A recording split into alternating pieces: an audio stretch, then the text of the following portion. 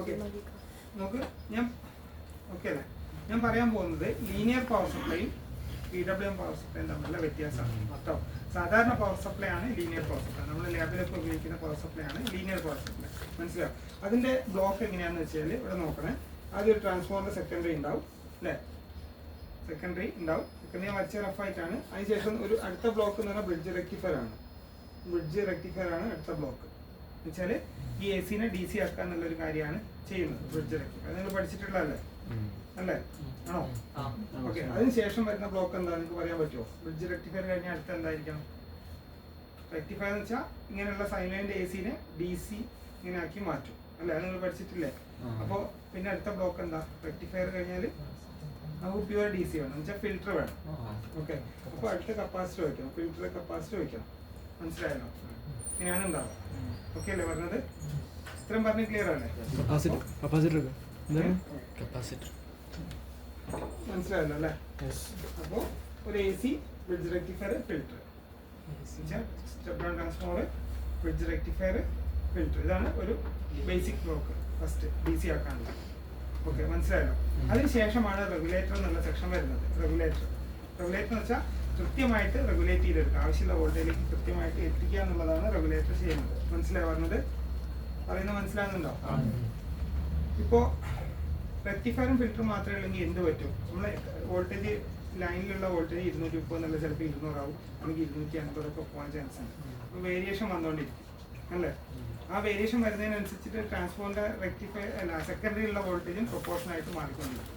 കാരണം ട്രാൻസ്ഫോമറിൻ്റെ ഓക്കെ അല്ലേ, ട്രാൻസ്ഫോമറിൻ്റെ secondary voltage എന്ന് വെച്ചാൽ എന്താണ്?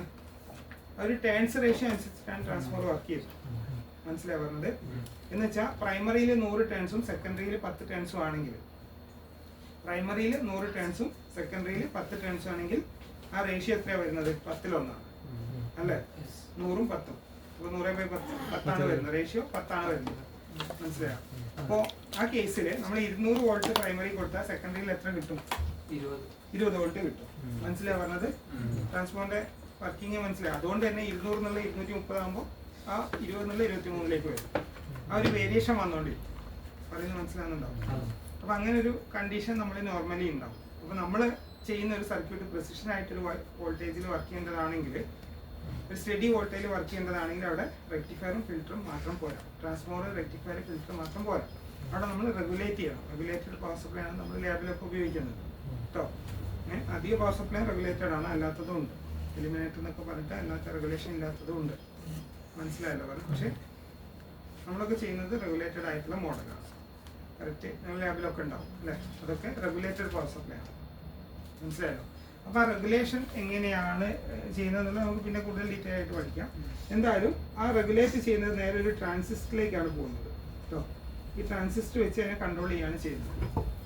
ഇവിടെ എപ്പോഴും ഒരു ഫിക്സഡ് വോൾട്ടേജ്, ഇപ്പം 5 വോൾട്ട് ആണെങ്കിൽ കൃത്യമായിട്ട് ഇത് മൈനസ് അല്ലേ, മൈനസ് ഇവിടെ ഉണ്ട്, ഇവിടെ പ്ലസ് ഉണ്ട്, പ്ലസും മൈനസും ഉണ്ട്. ഇത് മനസ്സിലാകുന്നുണ്ടല്ലോ അല്ലേ വാക്കിന്? ഇവിടെ പ്ലസും മൈനസും കൃത്യമായിട്ട് 5 വോൾട്ട് കിട്ടുന്ന രീതിയിൽ ഒരു ട്രാൻസിസ്റ്റർ സീരീസ് ആയിട്ട് വെച്ചിട്ട് കൺട്രോൾ ചെയ്തുകൊണ്ടിരിക്കുകയാണ് ചെയ്യുന്നത്. മനസ്സിലായി പറഞ്ഞത്? എന്ന് വെച്ചാൽ ഇതിന്റെ കണ്ടക്ഷൻ കൺട്രോൾ ചെയ്തുകൊണ്ടിരിക്കും, കണ്ടക്ടിവിറ്റി കൺട്രോൾ ചെയ്തുകൊണ്ടിരിക്കും. എന്ന് വെച്ചാൽ ഇവിടെ 5ൽ കുറവാണെങ്കിൽ ഇത് കൂടുതൽ കണ്ടക്ട് ചെയ്തിട്ട് അങ്ങോട്ട് കൂടുതൽ പാസ് ചെയ്യും. 5ൽ കൂടി കഴിഞ്ഞാൽ ഇതിന്റെ കണ്ടക്ഷൻ അതിനനുസരിച്ച് കുറക്കും. മനസ്സിലായി പറഞ്ഞത്? അപ്പോൾ ആവശ്യത്തിനനുസരിച്ചിട്ട് കൺട്രോൾ ചെയ്തുകൊണ്ടിരിക്കണം. ആ ഒരു കാര്യം ചെയ്യുന്നത് ഇവിടെ ഒരു ട്രാൻസിസ്റ്റർ വെച്ചിട്ടാണ് ചെയ്യുന്നത്. ഈ ഒരു ട്രാൻസിസ്റ്ററിനെ പറയാം സീരീസ് പാസ് ട്രാൻസിസ്റ്റർ എന്ന് വെച്ചാൽ സർക്യൂട്ടിന് സീരീസ് ആയിട്ടാണ് ഉള്ളത്. സീരീസ് പാസ് ട്രാൻസിസ്റ്റർ എന്നാണ് ഇതിന് പറയും. മനസ്സിലാവുന്നത്? ഇത്രയും പറഞ്ഞാൽ മനസ്സിലായില്ലേ?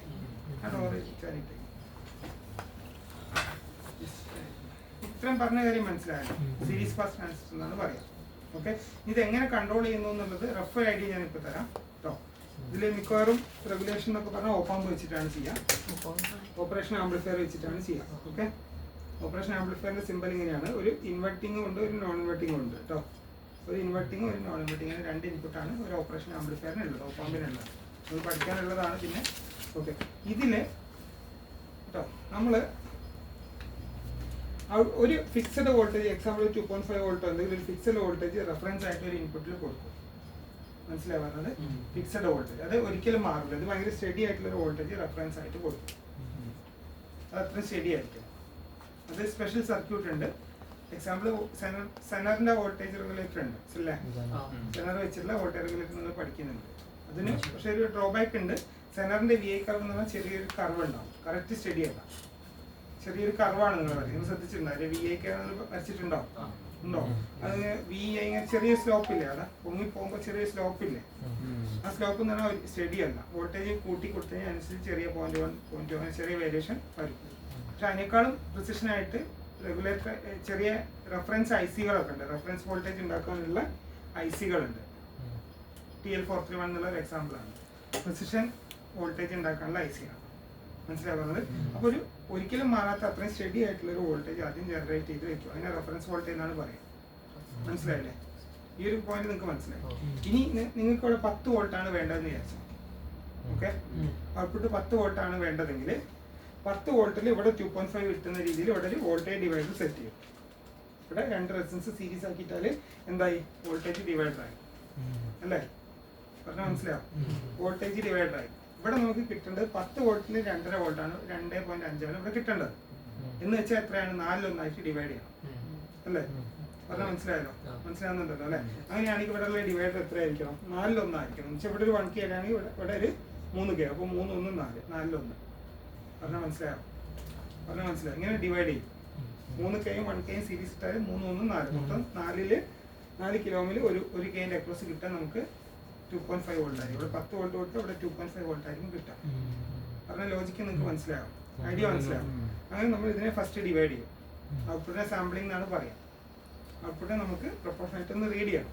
ഓക്കെ, അപ്പോൾ ഇങ്ങനെ ഡിവൈഡ് ചെയ്തിട്ട് ഇവിടെ കിട്ടുന്ന 2.5നെ വേറൊരു ഇൻപുട്ടിലേക്ക് കൊടുക്കും, ഓപ്പാമ്പിന്റെ അടുത്ത ഇൻപുട്ടിലേക്ക് കൊടുക്കും. മനസ്സിലാവും? ഒന്നൊരു സ്റ്റഡി വോൾട്ടേജ്, ഒന്ന് ഔട്ട്പുട്ടിന് പ്രൊപ്പോർഷൻ ആയിട്ടുള്ള വോൾട്ടേജ്, ഔട്ട്പുട്ടിന് പ്രൊപ്പോർഷണൽ ആയിട്ടുള്ള. എന്നുവെച്ചാൽ ഇത് ഔട്ട്പുട്ട് വോൾട്ടേജ് കൂടി അവിടെയുള്ള 2.5 10ന്റെ 11ലേക്കായാലും ഇവിടെ 2.5 അതിനനുസരിച്ച് കൂടും. 10 ഉള്ളത് കുറഞ്ഞു കഴിഞ്ഞാൽ അതിനനുസരിച്ച് ഇവിടെ കുറയുകയും ചെയ്യും. കാരണം ഇതൊരു വോൾട്ടേജ് ഡിവൈഡർ ആണ്. എന്താണോ ഉള്ളത് ആ ഉള്ള വോൾട്ടേജിനെ ഡിവൈഡ് ചെയ്യാണ് ചെയ്യുക. മനസ്സിലായില്ലേ?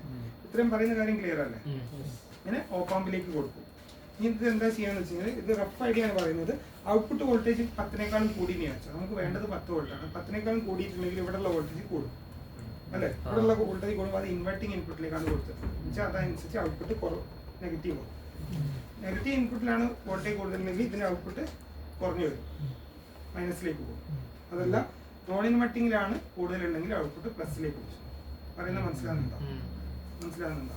അപ്പോൾ ഔട്ട്പുട്ട് കൂടിയിട്ടുണ്ടെങ്കിൽ എന്ത് പറ്റും? ഇത് ഓഫ് ആവും. ഇതാണ് ഈ ട്രാൻസിസ്റ്റർ കൺട്രോൾ ചെയ്യുന്നത്. സിമ്പിൾ ആയിട്ട് ഇതൊരു ബ്ലോക്ക് ഡയഗ്രം ആണ്, കറക്റ്റ് സർക്യൂട്ട് ആണ്. മനസ്സിലാവും? ഔട്ട്പുട്ട് വോൾട്ടേജ് കൂടിയിട്ടുണ്ടെങ്കിൽ ഇൻവെർട്ടിങ്ങിലേക്ക് അത് കൂടുതലെത്തും. അതുകൊണ്ട് തന്നെ ഔട്ട്പുട്ടിനെ ഓഫ് ചെയ്ത് കളയും. അപ്പോൾ അങ്ങോട്ട് പോകുന്നത് കുറയ്ക്കും. പറയും മനസ്സിലായല്ലോ? ഇനി അഥവാ ഔട്ട്പുട്ട് കുറഞ്ഞിട്ടുണ്ടെന്ന് വിചാരിച്ചു, കുറഞ്ഞിട്ടുണ്ടെങ്കിൽ എന്ത് ചെയ്യും? അത് ഇത് കുറവാണ്, അതിന്റെ മീനിങ് ഇവിടെ കൂടുതലാണ്. ഇവിടെ കൂടുതലാണെങ്കിൽ ഔട്ട്പുട്ട് പ്ലസിലേക്ക് പോകും. പ്ലസിലേക്ക് പോകുമ്പോൾ ഇത് കൂടുതലായിട്ട് കണ്ടക്ട് ചെയ്യും. അപ്പോൾ കുറഞ്ഞിട്ടുണ്ടെങ്കിൽ കൂട്ടും. അതങ്ങനെ കണ്ടിന്യൂസ് വർക്ക് ചെയ്തുകൊണ്ടിരിക്കും. പറഞ്ഞാൽ മനസ്സിലാവും? അങ്ങനെയാണെങ്കിൽ എന്ത് പറ്റും? അതൊരു സ്റ്റഡി വോൾട്ടേജ് ആയിട്ട് നമുക്ക് കിട്ടും. കേട്ടോ? മനസ്സിലായല്ലോ പറഞ്ഞത്? ഇതൊരു ബേസിക് സർക്യൂട്ടാണ്.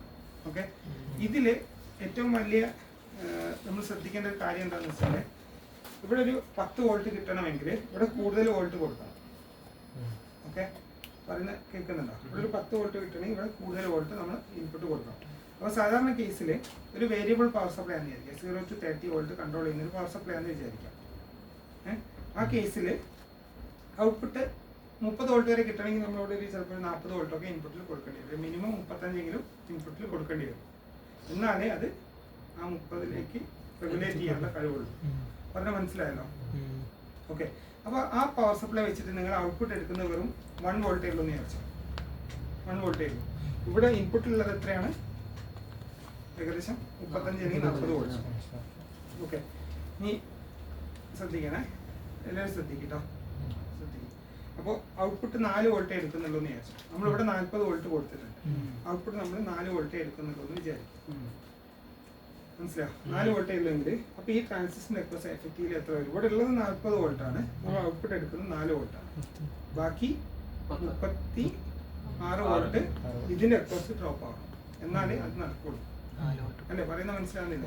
ഔട്ട്പുട്ട് 4 വോൾട്ടേ ഉള്ളൂ, ഇവിടെ ഇൻപുട്ട് 40 വോൾട്ടിന് ബാക്കി 36 വോൾട്ട് ഇതിന്റെ അക്രോസ് ഡ്രോപ്പ് ആവും. ഓക്കെ, മനസ്സിലായല്ലോ? അപ്പോൾ നമ്മൾ ഔട്ട്പുട്ട് കറണ്ട് എടുക്കുന്ന 1 ആമ്പിയറാന്ന് വിചാരിച്ചാൽ ഔട്ട്പുട്ട് പവർ എത്രയാ? അപ്പോൾ 4 വോൾട്ട് 1 ആമ്പിയർ എത്ര വാട്ട്? 4 വാട്ട്. ഔട്ട്പുട്ട് 4 വാട്ടാണ് നമ്മൾ എടുക്കുന്നത്. ആ 4 വാട്ടിന് സെയിം 1 ആമ്പിയർ കറണ്ട് ഇതിലൂടെ പോകുന്നുണ്ട്. ഇവിടെയുള്ള വോൾട്ടേജ് എത്രയാണ് 36 into same current voltage current 1 ആമ്പിയറിന് 36 what അവിടെ വേസ്റ്റ് ആവുന്നുണ്ട്. ഔട്ട്പുട്ട് നമ്മൾ 4 വാട്ട് എടുക്കാൻ വേണ്ടിയിട്ട് നമ്മളോട് വേസ്റ്റ് ആകുന്ന എത്രയാണ് 36 വാട്ട്. അത് എഫിഷ്യന്റ് ആയിട്ടുള്ള ഒരു പരിപാടിയാണോ? ഭയങ്കര ലോസ് അല്ലേ അത്? ഒരു ചെറിയ കാര്യം ചെയ്യാൻ വേണ്ടി വലിയ നമുക്കിപ്പോ ഒരു എന്താ പറയാ, ഒരു പാത്രത്തിൽ ചോറിനാൻ വേണ്ടിയിട്ട് ഒരു 10 പാത്രത്തിലുള്ള ചോറുണ്ടാക്കുക എന്ന് പറഞ്ഞാൽ അതൊരു വേസ്റ്റേജ് അല്ലേ അല്ലേ? അതേപോലെ തന്നെ നമുക്ക് ഇവിടെ പവർ വേസ്റ്റേജ് വരെയല്ലേ. ഇതാണ് ലീനിയർ പവർ സപ്ലൈന്റെ ഡ്രോബാക്ക്. മനസ്സിലായി പറഞ്ഞത്? ഔട്ട്പുട്ട് ലോ വോൾട്ടേജ് ആണ് എടുക്കുന്നതെങ്കിൽ കറണ്ട് കൂടുന്നതും ഭയങ്കര ലോസ്. ഇത് ഹീറ്റ് ആയിട്ടാണ് ഉണ്ടാവുക. ഹീറ്റ് ലോസ് എന്ന് വെച്ചാൽ ഓവർ ഹീറ്റ് ആവും, ഷട്ട് ഡൗൺ ആവും, ലോസ് ആണ് ഉണ്ടാവുക. ഇതാണ് ലീനിയർ പവർ സപ്ലൈന്റെ മെയിൻ ആയിട്ടുള്ള ഡ്രോബാക്ക്. മനസ്സിലാവും? ഇനി അതിന് പകരം ഉള്ളൊരു വേറൊരു ടെക്നോളജിയാണ് പൾസ് വിഡ്ത്ത് മോഡുലേറ്റഡ് ആയിട്ടുള്ള പവർ സപ്ലൈ. ഇപ്പോൾ നമ്മൾ ചെയ്യുന്ന ഇൻവെർട്ടറിലൊക്കെ PWM എന്നുള്ള ടെക്നോളജി ഉണ്ട്. അതുകൊണ്ട് തന്നെ അതേ മെത്തേഡിൽ നമ്മൾ DC പവർ സപ്ലൈ പുതുതായിട്ട് ഡിസൈൻ ചെയ്തതാണ് ഇത്, ഈ ഒരു ബോർഡ്. മനസ്സിലാവും? ഈ ഒരു ബോർഡ് PWM പവർ സപ്ലൈന്റെ ബോർഡാണ്. പൾസ് വിഡ്ത്ത് മോഡുലേറ്റഡ് ആയിട്ടുള്ള ഒരു പവർ സപ്ലൈന്റെ ബോർഡാണ്. മനസ്സിലാവും? ഇത് എങ്ങനെയാണ് വർക്ക് ചെയ്യുന്നതെന്നുള്ളത് ഞാൻ റഫായിട്ട് പറയാം.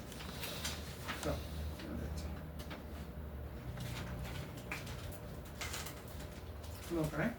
അതിൽ ഈ കേസിൽ എന്താ ചെയ്യാന്ന് വെച്ചാൽ നേരത്തെ പറഞ്ഞ പോലെ ട്രാൻസ്ഫോമർ ഉണ്ടാവും, ബ്രിഡ്ജ് റെക്ടിഫയർ ഉണ്ടാവും, കപ്പാസിറ്റർ ഫിൽറ്റർ ഉണ്ടാവും. ഓക്കെ, ഇവിടെ 40 വോൾട്ട് തന്നെയാണ് ചെയ്തത്. സെയിം കേസിലാണ് ഞാൻ പറയുന്നത് കേട്ടോ. 40 വോൾട്ടാണ് ഉള്ളത്. ഇനി ഇതിന് സീരീസ് ആയിട്ട് നമ്മൾ കൺട്രോൾ ചെയ്യാൻ വെക്കുന്നത് ട്രാൻസിസ്റ്റർ അല്ല, അതിന് പകരം മോസ്ഫെറ്റ് ആണ് ഉപയോഗിക്കുക കേട്ടോ. മോസ്ഫെറ്റ് ആണ് ഉപയോഗിക്കുക. മോസ്ഫെറ്റ്. ട്രാൻസിസ്റ്റർ എന്ന് വെച്ചാൽ ഇന്നലെ നമ്മൾ പഠിച്ചത് എന്താണ്, എന്തൊക്കെ മോഡാണുള്ളത്? ഒന്ന് ആക്റ്റീവ്, സാച്ചുറേഷൻ, കട്ട് ഓഫ്. 3 മോഡിലാണ് ട്രാൻസിസ്റ്റർ വർക്ക് ചെയ്യുന്നത്. അതിൽ ഈ പവർ സപ്ലൈയിൽ വർക്ക് ചെയ്ത മോഡ് ഏതാണെന്ന് അറിയോ? കട്ട് ഓഫ് അല്ല, സാച്ചുറേഷൻ അല്ല, ആക്റ്റീവ് അല്ല. അതിന്റെ കണ്ടക്ടിവിറ്റി മാറിക്കൊണ്ടിരിക്കുന്ന രീതിയിലാണ്. അപ്പൊ അവിടെ ലോസ് ഉണ്ട്. മനസ്സിലായല്ലോ?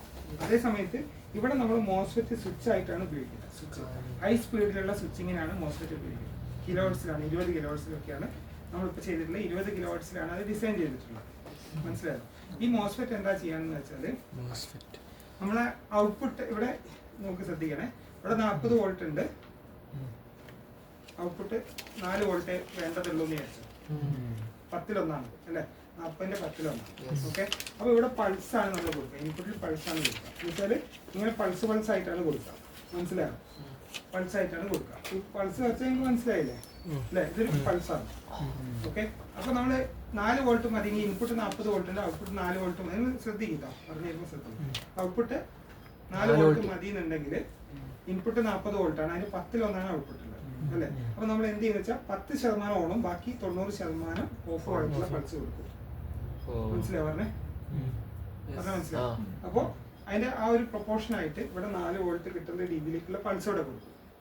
അപ്പൊ ഇവിടെ മോസ്ഫെറ്റ് ഓണോ ഓഫ് കൺട്രോൾ ആണ് ഇവിടെ ചെയ്യുന്നത്. ഓൺ ഓഫ് ആണ്. ഓക്കെ, ഈ ഓൺ ഓഫ് മോസ്ഫെറ്റിന് ആക്റ്റീവ് റീച്ച് അങ്ങനെ സംഭവമില്ല. ഓൺ ഓഫ് കൺട്രോളിലാണ് നമ്മൾ ചെയ്യുക. ഹൈ സ്പീഡിൽ ഓൺ അല്ലെങ്കിൽ ഓഫ് ആണ്. ഇവിടെ പവർ ലോസ് തീരെ കുറവാണ്. എന്തുകൊണ്ടാണെന്നുള്ളതാണ് ഞാൻ പറയുന്നത്. ഓൺ ആവുന്ന കേസിൽ മോസ്ഫെറ്റിന്റെ അക്രോസ് വോൾട്ടേജ് ഓൾമോസ്റ്റ് 0 ആയിരിക്കും. കറണ്ട് 10 ആമ്പിയർ എടുത്താലും ശരി, വോൾട്ടേജ് ഓൾമോസ്റ്റ് 0 ആയിരിക്കും. 0 ആവുന്ന കേസിൽ 0 അല്ല, ഐഡിയലി 0 അല്ല, ചെറിയൊരു വോൾട്ടേജ് ഉണ്ടാവും. എന്നാൽ പോലും അവിടെ വോൾട്ടേജ് ഇൻറ്റു കറണ്ട് ആണ് ഇവിടെ ഉള്ള ലോസ്, പവർ ലോസ്. വെച്ചാൽ വോൾട്ടേജ് ഓൾമോസ്റ്റ് 0 ആയതുകൊണ്ട് തന്നെ കറണ്ട് ഹൈ കറണ്ട് എടുത്താലും അവിടെ പവർ ലോസ് ഓൾമോസ്റ്റ് 0 ആണ്. ഓക്കെ, ഇനി ഓഫ് ആകുമ്പോഴോ കറണ്ട് 0 ആണ്. അപ്പോൾ വോൾട്ടേജ് ഇവിടെ ഫുള്ളായിട്ട് വന്നാൽ പോലും വോൾട്ടേജ് ഇൻറ്റു കറണ്ട് പവർ 0 ആണ്, പവർ ലോസ് 0 ആണ്, ഓൾമോസ്റ്റ് 0 ആയിരിക്കും. ഈ കേസിൽ ഓൺ ഓഫ് കൺട്രോൾ ആണ് നമ്മൾ ഉപയോഗിക്കുന്നത്. ഇതിന്റെ റീസൺ എന്താണെന്നുള്ളത് മനസ്സിലാവും? മനസ്സിലാവുന്നുണ്ടെങ്കിൽ പറയണേ. അപ്പൊ അങ്ങനെ ഓൺ ഓഫ് കൺട്രോൾ വെച്ച് കഴിഞ്ഞാൽ നമുക്കത് പവർ ലോസ് അത്രയും കുറയ്ക്കാൻ പറ്റും.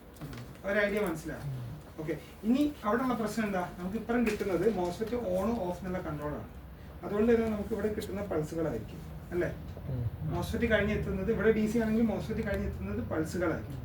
ആ പൾസ് അല്ല നമുക്ക് ഫൈനൽ ഔട്ട്പുട്ട് വേണ്ടത്, പ്യുവർ DC ആണ് അല്ലേ? അപ്പൊ നമ്മൾ എന്ത് ചെയ്യുന്നത് വെച്ചാൽ ഇതിന് സീരീസ് ആയിട്ട് ഒരു ഇൻഡക്ടറും വെക്കും, ഒരു കപ്പാസിറ്ററും വെക്കും. എന്ന് വെച്ചാൽ LC ഫിൽറ്റർ വെക്കും. LC ഫിൽറ്റർ നിങ്ങൾ പഠിച്ചിട്ടുണ്ടോ? ഫിൽറ്ററിന്റെ ഒരു മെത്തേഡാണ് LC ഫിൽറ്റർ. ഇതിൽ എന്തിനാ ഉപയോഗിക്കുന്നത്? ഇൻഡക്ടറിന്റെ പ്രോപ്പർട്ടി എന്താണെന്ന് വെച്ചാൽ ചേഞ്ചിനെ ഒപ്പോസ് ചെയ്യാം. വെച്ചാൽ പെട്ടെന്ന് ഒരു ഹൈയിലേക്ക് പോയാൽ അത് പെട്ടെന്ന് അല്ലാണ്ട് മെല്ലെ മെല്ലെ പാസ് ചെയ്യാൻ പറ്റും. ഞാൻ ഹൈന്ന് സീറോയിലേക്ക് പെട്ടെന്ന് കറണ്ട് നിന്നാൽ ഒറ്റയടിക്ക് നിർത്താണ്ട് മെല്ലെ മെല്ലെ കുറച്ച് കൊണ്ടുവന്ന് നിർത്തും എന്ന് വെച്ചാൽ സ്മൂത്ത് ആക്കി മാറ്റും. അതാണ് ഇൻഡക്ടർ ചേഞ്ച് ഇൻ കറണ്ടിനെ ഒപ്പോസ് ചെയ്യാനാണ് നോക്കുക. എന്ത് ചെയ്യാം, 0 to 5 പോവുകയാണെങ്കിൽ അതിനെ ഒപ്പോസ് ചെയ്യാൻ നോക്കും, ഹൈ ടു ലോ പോവുകയാണെങ്കിൽ ലോയിലേക്ക് പോകുന്നതിനെ ഒപ്പോസ് ചെയ്യാൻ നോക്കും. ഇതാണ് ഇൻഡക്ടറിന്റെ ഒരു പ്രോപ്പർട്ടി. മനസ്സിലായല്ലോ? അപ്പോൾ ഇൻഡക്ടർ വെക്കും. അതേപോലെ അപ്പോൾ ഒരുവിധം ആ ഒരു ചേഞ്ച് കുറഞ്ഞു കിട്ടും. പിന്നെ കപ്പാസിറ്റി വെച്ചിട്ട് ഒന്നും കൂടി പ്യുവർ DC ആക്കി മാറ്റും. അപ്പോൾ ഇവിടെ എത്തുന്നത് നമ്മൾ ഈ 40 വോൾട്ടിന് 10% പൾസ് കൊടുത്താൽ, വെച്ചാൽ 10% ബാക്കി 90% ഓപ്പുള്ള പൾസ് കൊടുത്താൽ നമുക്ക് ഇവിടെ കിട്ടിയ ഏകദേശം 4 വോൾട്ടാണ്. പക്ഷേ അതിനെ പ്യുവർ DC ആക്കിയിട്ട് LC ഫിൽറ്റർ മാറ്റും. മനസ്സിലാ പറഞ്ഞത്? എന്നിട്ട് ഇതേപോലെ തന്നെ ഔട്ട്പുട്ടിൽ നിന്ന് ഡിവൈഡ് ചെയ്തിട്ട് ഫീഡ്ബാക്ക് എടുക്കും. ആ ഫീഡ്ബാക്ക് വേണം, കാരണം ഫീഡ്ബാക്ക് എടുത്ത് ചെയ്താൽ മാത്രമേ അത് സ്റ്റഡി ആയി നിൽക്കുള്ളൂ. ഓക്കെ അല്ലേ? അപ്പോൾ ഇതിലും നേരത്തെ പറഞ്ഞ പോലെ ഒരു സ്റ്റാൻഡേർഡ് ഒരു റെഫറൻസ് വോൾട്ട് ഉണ്ടാവും. റെഫറൻസ് വോൾട്ട് 2.5 വോൾട്ട് എന്തെങ്കിലും ഉണ്ടാക്കി സെറ്റ് ചെയ്ത് വെക്കും. നേരത്തെ ഓപ്പാമ്പ് ആണെങ്കിൽ ഇവിടെ ഉപയോഗിക്കുന്ന മൈക്രോ കൺട്രോളറാണ്. മൈക്രോ കൺട്രോളറിന്റെ ഒരു ഇൻപുട്ട് ആയിട്ട് റെഫറൻസ് 2.5 വോൾട്ട് കൊടുക്കും.